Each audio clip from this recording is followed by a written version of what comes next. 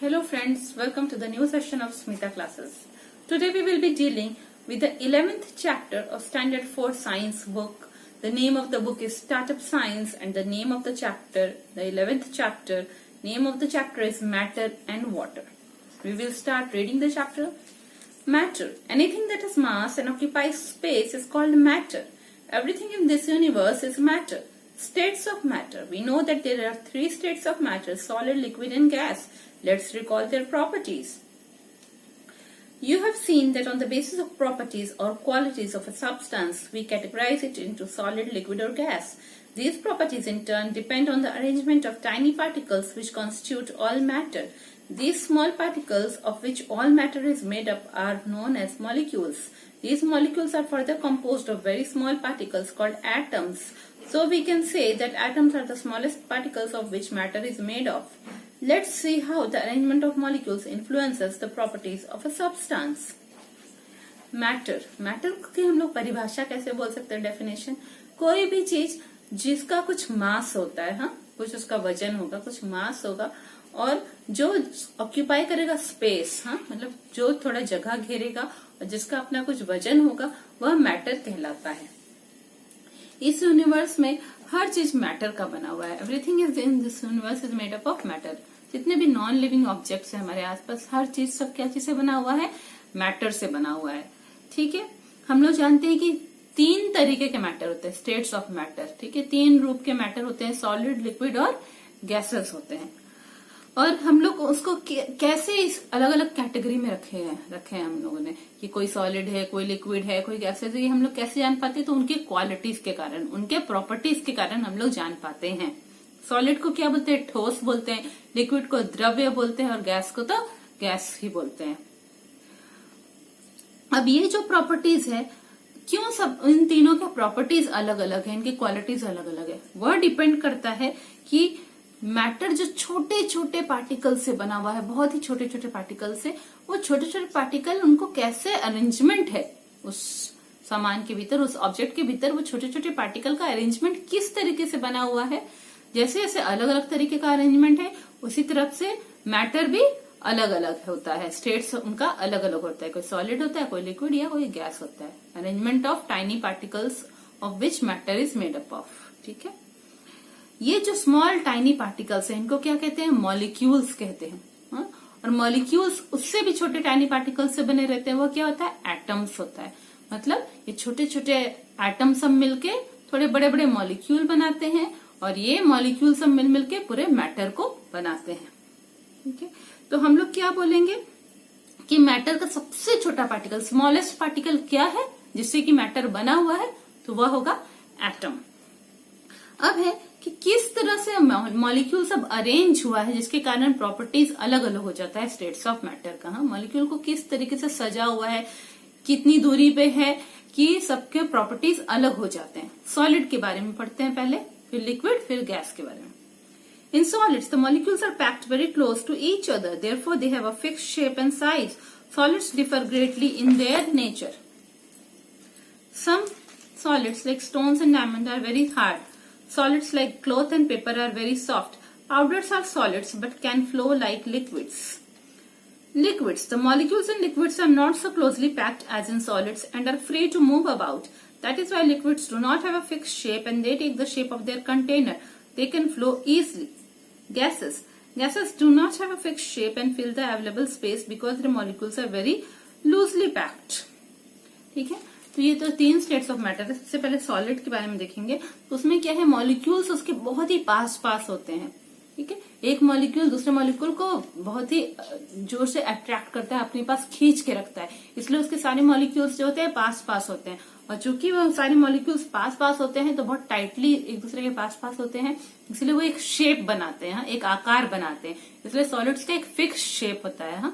हर एक सॉलिड अपने एक एक विशिष्ट आकार का होता है और उनका साइज भी एकदम फिक्स रहता है, वो चेंज नहीं करता है. ठीक है, और क्या है? Solids differ greatly in their nature. एक सॉलिड दूसरे सॉलिड से अलग तरीके का होता है, उनका नेचर अलग अलग होता है. जैसे कि हम लोग जानते हैं स्टोन और डायमंड, पत्थर और हीरा, दोनों ही कैसे सॉलिड है? बहुत ही हार्ड सॉलिड है. जबकि कपड़े और पेपर, क्लॉथ और पेपर बहुत ही सॉफ्ट सॉलिड है, वो भी सॉलिड है पर सॉफ्ट सॉलिड है। इसी तरह पाउडर्स जो होते हैं, पाउडर्स भी सॉलिड्स होते हैं, पर पाउडर जो है वो बह सकते हैं, उनमें अगर पानी मिला दे हम तो वह लिक्विड्स के जैसा बह सकते हैं। ठीक है, तो यानी कि सॉलिड्स में भी अलग अलग वेराइटी होता है, हार्ड सॉलिड्स, सॉफ्ट सॉलिड्स, ऐसे भी होते हैं। अब अगर हम लोग लिक्विड्स की बात करेंगे तो लिक्विड्स के जो मॉलिक्यूल है वो सॉलिड्स के जैसे बहुत पास पास नहीं है, और वो थोड़े दूर दूर है। उनके एक मॉलिक्यूल जो है लिक्विड का, वो दूसरे मॉलिक्यूल को बहुत ही ज्यादा अट्रैक्ट नहीं करता, बहुत ही जोर से अपनी तरफ खींचता नहीं है, इसलिए लिक्विड के मॉलिक्यूल थोड़ा फ्रीली मूव करते हैं इधर उधर। और चूंकि वो फ्रीली मूव करते हैं इसलिए लिक्विड का अपना कोई फिक्स शेप नहीं होता है। हम लोग ग्लास में डालेंगे तो ग्लास के शेप का हो जाता है, बाउल में डालेंगे तो बाउल के शेप का हो जाता है। ठीक है, लिक्विड्स का कोई फिक्स शेप नहीं होता है, इसीलिए वो कंटेनर का शेप ले लेते हैं। जिस कंटेनर में हम डालेंगे, जिस यूटेंसिल में हम लोग डालते हैं, वो उसका शेप ले सकते हैं। और वह आसानी, लिक्विड का और एक प्रॉपर्टी क्या है, दे कैन फ्लो इजिली। अगर हम लोग एक बूंद क्या, कुछ पानी, अगर हम लोग थोड़ा पानी जमीन पे गिरा देंगे तो क्या होता है, फ्लो होने लगता है ना, बहने लगता है। तो liquids can flow easily. Gases के बारे में क्या है, गैसेस का तो फिक्स शेप हम लोग नहीं जानते हैं, फिक्स शेप भी नहीं है, साइज भी नहीं है। हम लोग जिस कंटेनर में डाले, अगर हम गैस को एक छोटे डब्बे में डाले वहां भी वो ठोस के भर जाएगा, बड़े सिलेंडर में डाले तो उस सिलेंडर में भी वो फैल के पूरा जगह ले लेगा। क्यों? क्योंकि गैस के मॉलिक्यूल एक दूसरे को आकर्षित नहीं कर पाते हैं, एक दूसरे को अपने पास खींच नहीं पाते हैं, वो पूरा लूजली इधर से उधर बिखरते रहते हैं। जिस भी कंटेनर में हम डालेंगे वो कंटेनर में चारों तरफ बिखर जाते हैं। ठीक है, उनके मॉलिक्यूल्स बहुत ही लूजली पैक्ड होते हैं। Interchange of states. The three states of matter are interchangeable in some substances. These substances can change from one state to another, but not all substances can change their states. The change of state of matter occurs because of temperature changes. Let's study how. When a solid is heated or its temperature is increased, it changes into its liquid form. This process is called melting. When a liquid is heated or its temperature is increased, it changes into a gas. This process is called evaporation if the heating is slow, and it is called boiling if the heating is fast. When a gas is cooled down or its temperature is reduced, it becomes a liquid. This process is called condensation. When a liquid is cooled down or its temperature is reduced, it becomes a solid. This process is called freezing. ठीक है, जो तीन change states of matter है वो एक दूसरे में interchangeable है, मतलब मैटर को हम एक रूप से दूसरे रूप में हम लोग चेंज कर सकते हैं, रूपांतरित कर सकते हैं उनके रूपों को। ठीक है, वो एक स्टेट से दूसरे स्टेट में चेंज हो सकते हैं, पर जो है जितने भी मैटर के सब्सटेंसेस है सब अपना स्टेट चेंज नहीं कर सकते, सबको स्टेट चेंज करना थोड़ा मुश्किल होता है। और ये क्यों अपना रूप चेंज कर पाते हैं, वो टेम्परेचर के कारण, तापमान के कारण। हाँ, गर्मी बढ़ने से, ठंड का बढ़ने से, ऐसे अलग अलग तापमान जब होगा तो वह अपना स्टेट्स ऑफ मैटर को चेंज कर देते हैं, अपने रूपों को बदल देते हैं। मान लीजिए कोई सॉलिड है, हम उसको गर्म करेंगे या उसके तापमान को बढ़ाएंगे, उसके टेम्परेचर को बढ़ाएंगे तो वह लिक्विड फॉर्म में आएगा। इसको हम लोग मेल्टिंग कहते हैं। जैसे कि एग्जांपल है आइसक्रीम है, आइसक्रीम को हम लोग फ्रीजर से लाके बाहर लाते हैं, फ्रीजर में बहुत कम टेम्परेचर है, जैसे ही बाहर लाएंगे वो रूम टेम्परेचर में आएगा तो थोड़ी देर में क्या होता है, वह मेल्ट हो कैसा बनने लगता है, लिक्विड फॉर्म में आने लगता है ना, पिघल के वो लिक्विड बनने लगता है, पानी पानी होने लगता है। तो वो प्रोसेस हुआ मेल्टिंग, कि अगर टेम्परेचर बढ़ाने से वो लिक्विड फॉर्म में कोई सॉलिड आ जाए तो वह है मेल्टिंग। जब किसी लिक्विड को हम लोग हीट करेंगे या उसका टेम्परेचर बढ़ाएंगे, अब मान लीजिए हमारे पास कोई लिक्विड है, पानी ही है, उसको हम लोग गर्म कर रहे हैं। ठीक है, गर्म करेंगे, गर्म करने से क्या होगा, उसका तापमान बढ़ेगा। पहले 37 डिग्री सेल्सियस रूम टेम्परेचर पे था, फिर 40 डिग्री होगा, 45 होगा, 50 होगा, ऐसे ऐसे बढ़ते जाएगा। ठीक है, तो जब हम लोग उसको तापमान को बढ़ाते हैं तो धीरे धीरे क्या होता है, वो भाप बन के गैस में चेंज हो जाता है। ठीक है, कोई भी लिक्विड जो है वह गैस में चेंज हो जाता है अगर हम लोग उसको हीट करते जाते हैं। ठीक है, तो इस प्रोसेस को हम लोग कहते हैं इवापोरेशन, वाष्पीकरण, हिंदी में बोलते हैं वाष्पीकरण और ऐसे इवापोरेशन बोलते हैं। अगर हम लोग लिक्विड को हीट करेंगे या उसका टेम्परेचर को बढ़ाएंगे तो वह गैस में बदलता है। वो कब होता है, जब स्लो हीटिंग हो, धीरे धीरे वो हीट हो रहा है। जैसे कि बाहर तालाब में, नदियों में पानी है, सूर्य की रोशनी से वो धीरे धीरे हीट हो रहा है और भाप में या फिर गैस में बदलते जा रहा है उसका पानी। ठीक है, पर अगर हम उसको तेजी से गर्म करेंगे, जैसे हमारे गैस स्टोव के ऊपर हमने एक केटल में पानी रखा, बहुत तेजी से हाई टेम्परेचर पे उसको हम गर्म कर रहे हैं, तो क्या होता है उसमें बबल्स आने लगते हैं। तो वैसा वो जब टाइम आ जाएगा तो हम क्या बोलेंगे, लिक्विड अभी बॉयल कर रहा है। अगर हम लोग फास्ट हीटिंग करेंगे, तेजी से उसको गर्म करेंगे तो वह बॉयल करेगा, और स्लोली उसको गर्म करेंगे तो क्या होगा, इवापोरेशन होगा। एक केस में इवापोरेशन होता है स्लोली हीट करने से, और फास्टली हीट करने से बॉइलिंग होगा, उबलने लगता है। ठीक है। अब कोई गैस, अगर गैस को ठंडा करेंगे हम लोग, ठंडा करने का मतलब क्या, हम लोग उसके तापमान को कम करेंगे, टेम्परेचर उसका रिड्यूस करेंगे, तो वह लिक्विड बन जाता है। इसको कहते हैं हम कंडेंसेशन। ठीक है। पानी की बूंदे ऊपर आकाश में जाती है, आसपास मिलकर सब बादल बना देती हैं, और जब तापमान में कमी आ जाती है, पानी के बादल में सब बहुत भारी हो जाता है और तापमान में थोड़ी कमी आती है, तो वह पानी के जो गैस की बूंदे हैं वो क्या हो जाती हैं, वो जो है ठंडी होके पानी के रूप में बदल के नीचे धरती पे बारिश के रूप में गिरने लगती है। तो इसको कंडेंसेशन हम लोग कहते हैं। जब गैस जो है वह ठंडी होके पानी के रूप में आ जाए, लिक्विड फॉर्म में आ जाए, तरल पदार्थ बन जाए गैस, तो उसको कहेंगे कंडेंसेशन। कब होगा, जब तापमान कम हो जाएगा। और किसी लिक्विड को अगर हम लोग बहुत ठंडा करें या उसके तापमान को घटाएं तो वह सॉलिड बन जाता है। इसको कहते हैं फ्रीजिंग। जैसे कि हम जब आइसक्रीम बनाए तो वह तो घोल था, पानी पानी जैसा था, फिर हम उसको जो क्या किया, फ्रीजर में रख दिए। फ्रीजर में क्या हुआ, उसका तापमान बहुत ही कम हो गया, वो बहुत ही ठंडा पड़ गया, टेम्परेचर लो हो गया, तो वो क्या बन जाता है, सॉलिड आइसक्रीम बन जाता है, हार्ड आइसक्रीम बन जाता है। तो इसको हम लोग क्या कहते हैं, फ्रीजिंग कहते हैं। ठीक है, फ्रीज कर जाता है वह। Water. We all know that water is the most abundant substance on the earth. It is found in oceans, seas, rivers, under the ground, on mountains, in air, and even in our body. In fact, 7 out of 10 parts of our body weight is of water. Water can change its form and exist in all three states on the earth. Change of state of water. In nature, water exists as snow, water, and water vapor. It can change its form easily. Due to the heat of the sun, water in rivers, seas, etc. change into water vapor. This process is called evaporation. Water evaporates faster when the air is dry, the wind is strong, and the temperature of the surroundings is high. When water vapor go into atmosphere, they form clouds. These water vapor cool and come down as rain. This process of change of water vapor into water is called condensations. Sometimes water vapor also form snow, frost, fog, etc. When a thick cloud of water drops is formed immediately above the land or water, it is called fog. Sometimes water vapor in the atmosphere condense and settle as droplets on the ground. We call this dew. When the dew freezes, it forms white crystals called frost. When it is very cold, the water vapor freeze in the air and fall down as soft white flakes known as snow. When raindrops freeze and fall on the earth as small pellets of ice, they are called hail. ठीक है। अब हम लोग पढ़ेंगे किसके बारे में, पानी के बारे में। हम लोग जानते हैं कि हमारे पृथ्वी पे सबसे ज्यादा मात्रा में क्या मिलता है, सबसे अबंडेंट सब्सटेंस क्या है, वह है पानी। सबसे ज्यादा मात्रा में पानी मिलता है ना हमारे पृथ्वी में। क्या है, 3/4 भाग पानी का है और 1/4 भाग क्या है, जमीन है। पानी हमारे पृथ्वी में कहाँ कहाँ मिलता है, महासागर में, ओशंस में मिलता है, सागर में, सीज में, रिवर्स, नदियों में, अंडर द ग्राउंड, जमीन के नीचे, पहाड़ों में, माउंटेन्स में, एयर में, हवा में, और हमारे बॉडी में भी, हमारे शरीर में भी। महासागर, सागर, नदियां, जमीन के नीचे, पहाड़, हवा और हमारे शरीर में भी, ये सब जगह पानी मिलता है। इनफैक्ट हमारे बॉडी का जो बॉडी वेट है उसका 10 पार्ट्स का 7 पार्ट जो है क्या है, वह पानी है।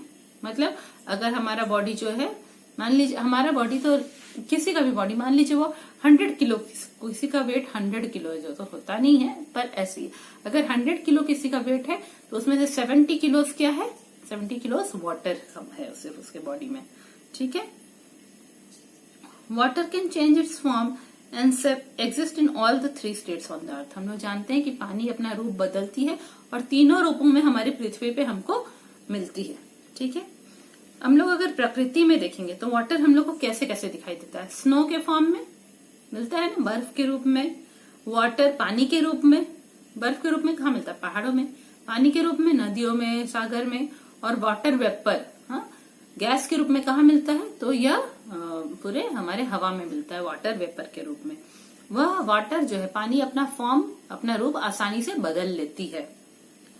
सूर्य की गर्मी से जितने भी नदियों समुद्र में जो पानी होता है वो वाटर वेपर में बदल जाता है, हाँ? वाष्प में बदल जाता है या वाटर वेपर में बदल जाता है। इस प्रक्रिया को हम लोग क्या कहते हैं? इवापोरेशन कहते हैं, वाष्पीकरण या इवापोरेशन कहते हैं। सूर्य की रोशनी से जो पानी वाष्प में बदलेगा या वाटर वेपर में। जब हवा पूरी सूखी रहेगी, मतलब हवा में पहले से वाटर वेपर नहीं है ज्यादा, ठीक है, सूखी हवा है और बहुत जोर की हवा, तेज हवा चल रही है, हाँ?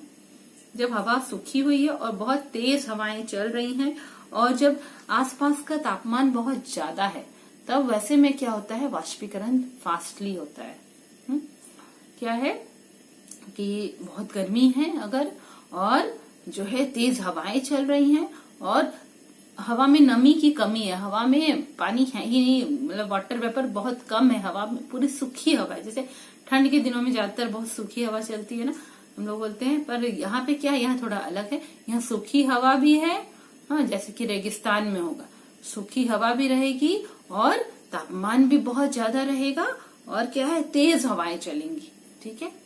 तब जो है वैसे केस में वाष्पीकरण या इवापोरेशन फास्ट होता है, जल्दी जल्दी इवापोरेशन होता है।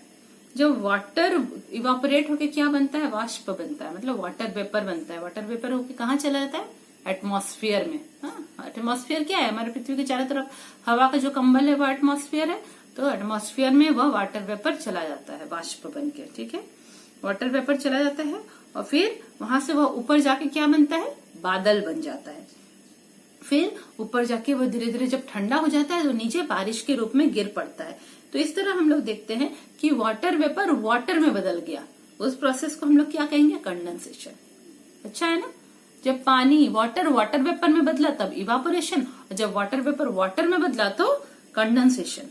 कभी कभी ये वाटर वेपर जो है ऐसे तो नॉर्मली बारिश के रूप में गिरता है, पर कभी कभी अलग अलग रूपों में भी गिरता है, जैसे स्नो, फ्रॉस्ट, फॉग एटसेट्रा। बर्फ के रूप में, फ्रॉस्ट के रूप में, फॉग के रूप में। फॉग क्या होता है? When a thick cloud of water drops is formed immediately of the land or water, ठीक है। जो है फॉग क्या है कि आप देखेंगे, इसको हम लोग बोलते हैं या कुहासा बोलेंगे, ठीक है। कुहासा होता है जब बहुत बार ठंड के दिनों में आप देखेंगे कि बहुत दूर दूर का सब आपको दिखाई नहीं दे रहा है, चारों तरफ लगता है कुहासा भरा पड़ा है ना। तो पूरा बादल बादल सा दिखाई देता है, घना घना सा, दूर दूर कुछ दिखाई नहीं देता है। तो क्या है? पानी की छोटी छोटी बूंदें जो हैं वह बिल्कुल जमीन के बहुत पास जब जमा हो जाती हैं, वह पानी के रूप में तो गिर नहीं रही है, पर बूंदें पूरे बादल के रूप में जमीन के बहुत पास जमा हो जाती हैं, तब वह कहलाती हैं फॉग। बहुत मोटे मोटे बादल पानी के पूरा बूंदों के रूप में, छोटे छोटे बूंदों के रूप में या बादल के रूप में जमा हो जाएंगे। हमारे बूंद तो नहीं, बादल के रूप में जमीन के बहुत पास जमा हो जाएंगे, तो वह कहलाएगा फॉग। कई बार क्या होता है कि हमारे जो यहाँ पे है, जैसे हवा में जो वाटर वेपर है, तो रात में जो कि तापमान बहुत कम हो जाता है, टेम्परेचर बहुत कम हो जाता है ठंड के दिनों में खासकर, तो क्या होता है कि ये जो हवा में वाटर वेपर है वह कंडेंस कर जाता है, वह पानी में बदल जाता है, और रात में जो पत्ते वगैरह होते हैं, पौधे होते हैं, उनके ऊपर वो छोटे छोटे ड्रॉप के रूप में गिर जाता है। जो हम लोग बिल्कुल सुबह सुबह उठेंगे तो हम देखेंगे पत्तों के ऊपर छोटी छोटी ओस की बूंदें गिरी रहती हैं। इसको कहते हैं ड्यू, इसी ओस को कहेंगे हम लोग ड्यू, ठीक है। और फॉग क्या था? कुहासा था। और कई बार क्या होता है कि यह ड्यू जो है वह और बहुत ही तापमान कम होगा तो वह ये जो ओस की बूंदें हैं वो फ्रीज कर जाएगी, स्नो के रूप में चेंज हो जाएगी। छोटे छोटे हम देखेंगे पत्तों के पास क्रिस्टल्स दिखाई देने लगेंगे, बर्फ के छोटे छोटे कण दिखाई देने लगेंगे, वह कहलाएगा फ्रॉस्ट। ये जो फ्रॉस्ट है वो तो हम लोग के यहाँ पे नहीं ज्यादा दिखाई देता। किस तरह दिखाई देगा? ज्यादा पहाड़ी एरियाज में फ्रॉस्ट दिखाई देता है, गर्मी के दिनों में भी दिखाई देता है कई बार, ठीक है। तो यही ओस की बूंदे फ्रीज कर जाएंगी तो वह फ्रॉस्ट कहलाती हैं, ठीक है। और जब बहुत ही ज्यादा ठंड होगी, जैसे पहाड़ों के बिल्कुल ऊपर ऊपर, तब क्या है? वाटर वेपर जो है वह ओस की बूंदों के रूप में भी नहीं गिरता है, वह वाटर वेपर हवा में ही फ्रीज कर जाता है। और जब हवा में वो फ्रीज कर जाता है तब वह नीचे गिर जाता है, और जब नीचे गिरता है पूरा सॉफ्ट व्हाइट फ्लेक्स के जैसे लगता है कि व्हाइट रुई कोई गिरा रहा है, और बिल्कुल हल्के हल्के व्हाइट रुई के जैसे, कॉटन के जैसे वह गिरता रहेगा, वह होगा स्नो, बर्फ होगा। ठीक है, ज्यादातर पहाड़ी एरिया में पहाड़ के ऊपर ये होता है। तो हम लोगों ने पढ़ा ना, फॉग एक होगा ड्यू होगा, एक फ्रॉस्ट और एक स्नो होगा। अब एक और है हेल है। हेल आप लोग जानते होंगे, जो कहते हैं ना ओले गिरना। ठीक है, कई बार क्या होता है जब बारिश होती रहती है हम लोग क्या देखते हैं छोटे छोटे आइस के टुकड़े भी, बर्फ के टुकड़े टुकड़े गोल गोल गोल गोल आइस गिरने लगता है ना, आइस के मतलब बर्फ के पत्थर गिरने लगते हैं, ओले जिनको हम कहते हैं। वो क्या होता है, जो ये बारिश की बूंदे वो खुद ही फ्रीज हो जाती हैं। बारिश की बूंदे फ्रीज हो जाती है और बर्फ पृथ्वी पे गिरती है, स्मॉल पेलेट्स ऑफ आइस, मतलब आइस के कंकड़ के रूप में वह गिरती है, जिसको हम लोग हेल कहते हैं। ठीक है, अब आगे पढ़ेंगे वाटर एंड सॉल्युबिलिटी। वाटर और उसके घुलने की शक्ति, water and solubility. Generally, most of the substances mix with water. In case of solids, we say that most of the solids dissolve in water. However, the ease with which a solid dissolves in water varies greatly. The solid which dissolves in a liquid is called solute, while the liquid here, water, is called solvent. When a solid dissolves completely in a liquid, the resulting liquid is known as solution. The quality of being soluble is known as solubility. For example, if you dissolve some sugar in water, then water becomes sweet in taste. Here, sugar is the solute, water is the solvent, and sweet water is the solution. Normally, a solute dissolves faster in water under the following conditions. When water is stirred while mixing the solute, when water is not cold, that is when its temperature is increased. ठीक है, water और solubility मतलब पानी और उसके उसमें कोई चीज के घुलने की घुलना, किसी चीज का घुलना। पानी कोई चीज को अपने में घुला लेता है, यह उसका सॉल्युबिलिटी है। ज्यादातर जितनी भी चीजें हैं वो पानी में मिक्स हो जाती हैं। Most of the substances mix with water.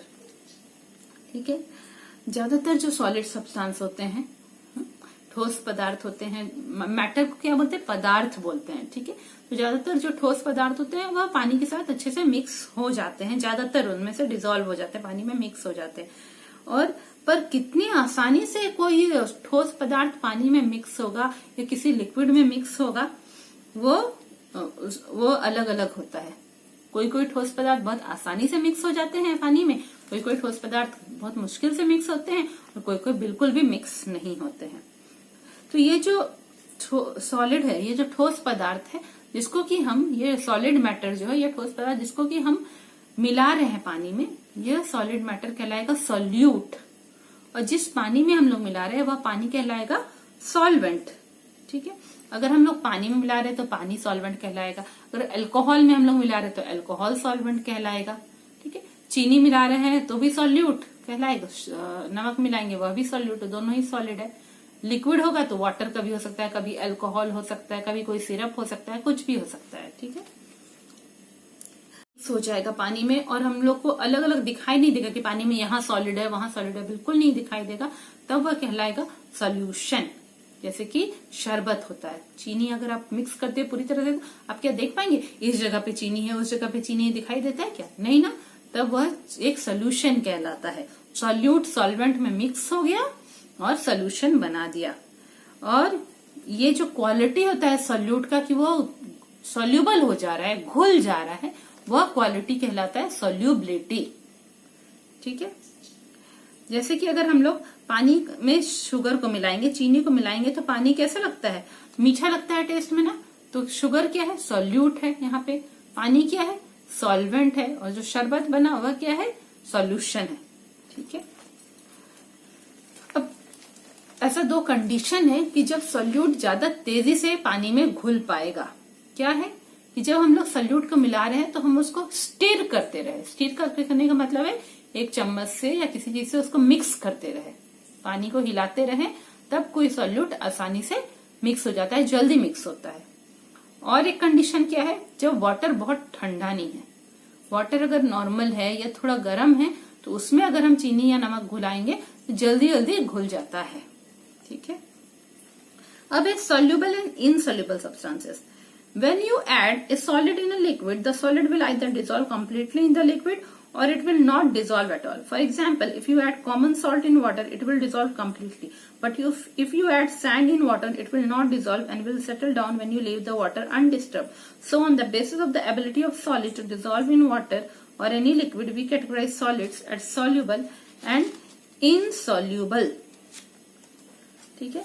जब हम लोग किसी सॉलिड को लिक्विड में डाल रहे हैं तो या तो वह सॉलिड पूरी तरह से लिक्विड में डिसॉल्व हो जा रहा है, मिक्स हो जा रहा है, पूरा घुल जा रहा है, या फिर बिल्कुल भी नहीं घुल पा रहा है। जैसे कि अगर हम लोग नमक को पानी में मिलाएंगे तो वह पूरी तरह से घुल जाएगा, पर अगर हम लोग बालू को, सैंड को पानी में मिलाएंगे तो क्या घुलेगा? वह नहीं घुलेगा। थोड़ी देर बाद क्या होगा, वह नीचे उस ग्लास में जम जाएगा, नीचे सेटल्ड हो जाएगा। कैसा कब होगा? जब हम लोग पानी को बिल्कुल हिलाएंगे नहीं। जिस बर्तन में हमने बालू डाला है उस बर्तन को बिल्कुल नहीं हिलाएंगे, उस यूटेंसिल को, तो हम लोग देखेंगे धीरे धीरे बालू जो है वो नीचे सेटल हो जाता है, नीचे जमा हो जाता है उस पानी में। ठीक है। तो ये जो एबिलिटी होता है, ये जो कैपेसिटी होता है किसी ठोस पदार्थ का कि वह पानी में मिक्स हो या किसी भी लिक्विड में मिक्स हो या ना हो, या जो उसकी जो शक्ति होती है या उसकी जो ये कैपेबिलिटी होती है किसी ठोस पदार्थ की, सॉलिड की, कि वह किसी भी लिक्विड में मिक्स हो या ना हो, उस हिसाब पे हम उनको इनसॉल्युबल या सॉल्युबल बोलते हैं। अगर मिक्स हो जाएगा तो सॉल्युबल कहते हैं, जो नहीं मिक्स हो पाएगा तो इनसॉल्युबल कहते हैं। The substances which dissolve completely in water are called soluble substances, for example salt, sugar, turmeric, etc. The substances which do not dissolve in water at all are called insoluble substances, for example sand, stone, chalk, powder, etc. ठीक है। जो चीजें या जो substances पूरी तरह से पानी में या किसी लिक्विड में मिक्स हो जाएंगे तो उनको हम सोल्यूबल सब्सटेंसेस कहते हैं, जैसे कि नमक, चीनी, हल्दी, टर्मरिक मतलब हल्दी, तो यह सब पानी में अच्छी तरह से घुल जा रहा है तो ये सब सोल्यूबल है। कुछ कुछ ऐसे चीजें हैं जो कि पानी में बिल्कुल भी नहीं घुल पाती हैं, उनको हम कहेंगे इनसॉल्युबल सब्सटेंसेस, जैसे कि बालू, पत्थर को अगर हम छोटे छोटे कंकड़ करके डाल देंगे वो मिक्स नहीं होगा, चॉक के पाउडर को वह भी मिक्स नहीं होगा, तो ये सब कहलाएगा क्या? Insoluble substances. अब हम लोग पढ़ेंगे purifying water. We drink water which we obtain from rivers, lakes, wells, hand pumps, etc. This water contains dust, germs and other impurities. It should be purified before we use it for cooking and drinking. We can purify water at home in the following ways.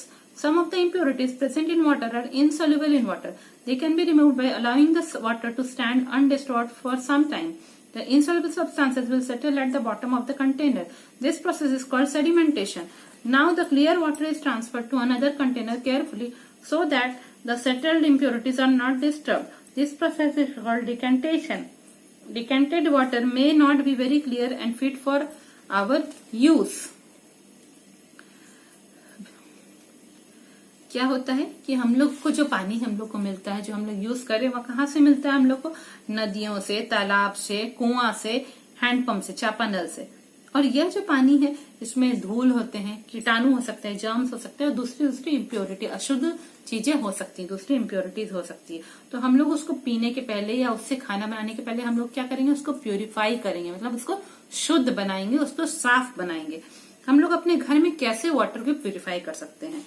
ठीक है। कुछ कुछ जो अशुद्धियां होती हैं, कुछ कुछ जो गंदगी होती है पानी में, वह उसमें इनसॉल्युबल होती है, वह मिक्स नहीं हो पाती है। तो वह क्या करती है, जब हम लोग पानी को बिल्कुल बिना हिलाए किसी बाल्टी या किसी जगह पे रख देंगे तो धीरे धीरे वह अशुद्धियां जो हैं, जो कि इनसॉल्युबल अशुद्धियां, इनसॉल्युबल सब्सटेंसेस है, इम्प्योरिटीज है, वह क्या होती है, वह नीचे कंटेनर में नीचे बैठ जाएंगी। ठीक है। अगर बालू होगा मतलब पानी में, तो बालू नीचे सेटल कर जाएगा ना, नीचे बैठ जाएगा। तो हम लोग इस समय क्या करते हैं, पानी को बिल्कुल नहीं हिलाते हैं, उन सब्सटेंसेस को नीचे बैठने देते हैं। इस प्रोसेस को कहेंगे सेडिमेंटेशन। ठीक है। सेडिमेंटेशन तो हो गया, नीचे सामान गंदगियां बैठ गई हैं, अशुद्धियां बैठ गई हैं, पर हमको उस इम्प्योरिटीज को हटाना भी तो है। तो क्या करेंगे, धीरे धीरे उस पानी के कंटेनर को हम लोग उठाएंगे और ऊपर का जो क्लियर पानी है, साफ पानी है, उसको हम लोग दूसरी जगह पोर कर देंगे, ढाल देंगे धीरे धीरे। हाँ, और नीचे का चीज को छोड़ देंगे, हाँ, ऊपर का पानी को डाल देंगे। तो ये जो प्रोसेस है कि हम लोग ध्यान से केयरफुली क्लियर वाटर को ट्रांसफर कर रहे हैं दूसरे कंटेनर में ताकि सेटल्ड इम्प्योरिटी डिस्टर्ब नहीं हो, इस प्रोसेस को कहते हैं डिकैंटेशन। ठीक है। डिकैंटेशन करने के बाद भी जो डिकैंटेड वाटर मिलेगा वो भी बहुत क्लियर नहीं मिलता है, बस इनसॉल्युबल इम्प्योरिटीज उसमें से हट चुकी है, पर सॉल्युबल इम्प्योरिटीज अभी भी उसमें रहती है। और ये डिकैंटेड वाटर जो है may not be very clear and fit for our use. हो सकता है कि ये इतना साफ नहीं हो और हम लोग अभी भी उसको यूज नहीं कर सकते हैं। We can also remove the insoluble impurities from water by filtering it through either a filter paper or a very fine muslin cloth. Impurities are left behind on the filter paper or on the cloth and clean filtered water is obtained. The best and safest method of water purification is boiling. We should boil water for at least 10-15 minutes to kill all the germs present in it. Boiled water should be stored in clean and covered vessels. Germs present in water can also be killed by using chemicals like chlorine. It is nowadays easily available in the form of a tablet. ठीक है, अब जो है decanted water है, अभी भी हो सकता है उसमें कुछ इम्प्योरिटीज है, तो हम लोग जो है अभी भी चाहेंगे कि उसमें जो ऐसी इम्प्योरिटीज हैं जो कि उसमें इनसॉल्युबल है, उसमें घुल नहीं पाई है, उसको हम उसमें से निकाल सके। कैसे करेंगे? हम लोग उसको फिल्टर करने की कोशिश करते हैं। हाँ? एक कपड़ा लेंगे, मसलिन कपड़ा जो होता है, कॉटन टाइप का कपड़ा होता है, मलमल का कपड़ा जो कहते हैं, मसलिन का कपड़ा, मलमल वाला कॉटन जो होता है, ठीक है, उसको हम लोग रख देंगे उस यूटेंसिल के ऊपर, कंटेनर के ऊपर, और उसके थ्रू पानी को हम लोग फिल्टर करेंगे। उसके ऊपर पानी डालेंगे तो बहुत सारी इम्प्योरिटीज उस कपड़े के ऊपर ही रह जाएंगी। और साइंस लेबोरेटरी में क्या होता है? फनल होता है। फनल मतलब कुप्पी होती है। हाँ, फनल एक कोन के टाइप का शेप का रहता है, उसके ऊपर फिल्टर पेपर को कोन जैसा बना के रखते हैं, उससे हम लोग लेबोरेटरी में इसी सोल्यूशन को फिल्टर करते हैं। ठीक है, तो इस तरह क्लीन और फिल्टर्ड वाटर हम लोग को मिलता है, साफ और फिल्टर किया हुआ पानी मिलता है। सबसे अच्छा मेथड क्या है वाटर को प्यूरिफिकेशन करने का, वाटर को शुद्ध बनाने का? सबसे अच्छा मेथड क्या है? वह है बॉइलिंग। पानी को बॉयल करना, उबालना। एटलीस्ट 10 से 15 मिनट तक अगर हम लोग पानी को उबालते रहेंगे तो उसमें जितने भी कीटाणु होते हैं वह मर जाते हैं, और उसके बाद हम लोग को उसको साफ और ढके हुए कंटेनर में रख देना चाहिए। बंद कर, ढक के आराम से रख देना चाहिए ताकि दोबारा उसमें कीटाणु वगैरह चले नहीं जाए। और एक तरीका क्या है कि कीटाणु जो पानी में है उनको मारने का, और एक तरीका क्या है? पानी में क्लोरीन मिलाना। ठीक है, केमिकल, क्लोरीन जैसे केमिकल को मिलाना। तो पहले क्या होता था, डैम से जो पानी आता था उसी वक्त वो लोग उसमें क्लोरीन मिला देते थे। अभी क्या है, अभी क्लोरीन टैबलेट के फॉर्म में भी मिल रहा है। मान लीजिए हमने पानी एक बकेट में अपने घर में रखा है, उसके ऊपर हम अगर क्लोरीन के टैबलेट को डाल देंगे तो धीरे धीरे उसमें से कीटाणु सारे मर जाएंगे, सारे जर्म्स उसमें किल हो जाएंगे, सारे जर्म्स मर जाएंगे। ठीक है, तो इस तरह हम लोग वाटर को प्यूरिफाई कर सकते हैं। और डर्टी वाटर नहीं पीना चाहिए, बहुत सारा की बीमारियां होती है ना, कोलेरा, डिसेंट्री, ये सब हो सकता है, इसीलिए डर्टी वाटर पीना नहीं चाहिए, हमेशा साफ पानी को यूज करना चाहिए। ये चैप्टर आपका मैटर एंड वाटर कंप्लीट हो गया है। आप लोग को पसंद आया ना? इजी ही चैप्टर है, बहुत हार्ड नहीं है, मैंने क्लियरली समझा भी दिया है। आप लोग अगर अभी तक आप लोगों ने सब्सक्राइब नहीं किया है, जल्दी से सब्सक्राइब कर दीजिए, और बेल बटन को दबाना, प्रेस करना बिल्कुल नहीं भूले, जैसे ही नेक्स्ट वीडियो आए आप लोग को तुरंत फटाक से पता चल जाए, और आप लोग मेरा वीडियो खुद भी देख पाएंगे और अपने फ्रेंड्स लोग के साथ शेयर भी कर पाएंगे, है ना? Thank you.